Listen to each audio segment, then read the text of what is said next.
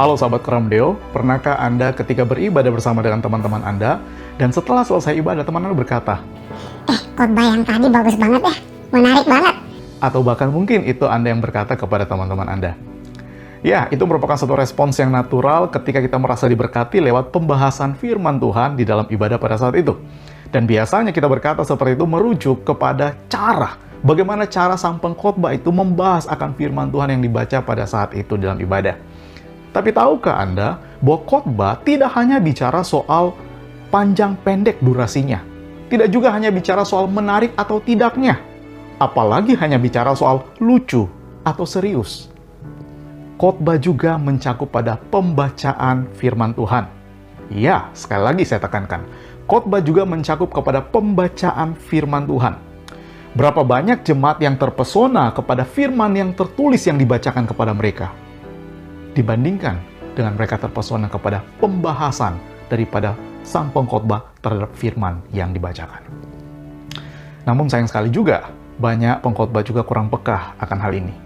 Ketika mereka membacakan nats Alkitab yang menjadi landasan daripada pembahasan saat itu, mereka membaca sambil lalu saja.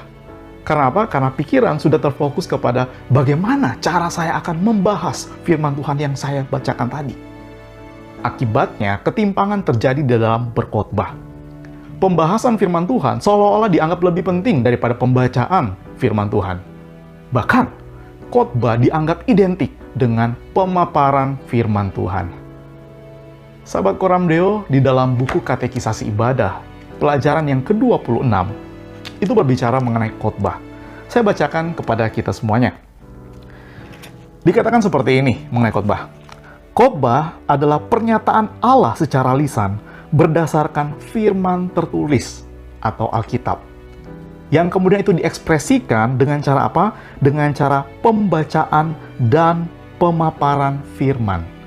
Berarti khotbah berbicara soal pembacaan firman dan juga pemaparan akan firman tersebut. Dan keduanya dikatakan di sini tidak terpisah. Jadi, bagi para pengkhotbah, mari secara serius mempersiapkan bagaimana firman Tuhan itu akan dibacakan. Karena dengan demikian, ketika secara serius firman Tuhan itu dipersiapkan untuk dibacakan kepada jemaat, maka jemaat sedang diajarkan untuk apa?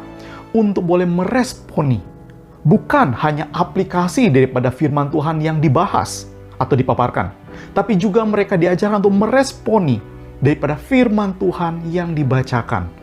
Firman Tuhan yang tertulis yang dibacakan kepada mereka. Jadi mari bagi para pengkhotbah, mulailah mempersiapkan secara serius bagaimana Anda akan membaca firman Tuhan itu kepada jemaat, dan bukan hanya mempersiapkan secara serius bagaimana Anda akan memaparkan itu kepada jemaat. Tuhan Yesus memberkati.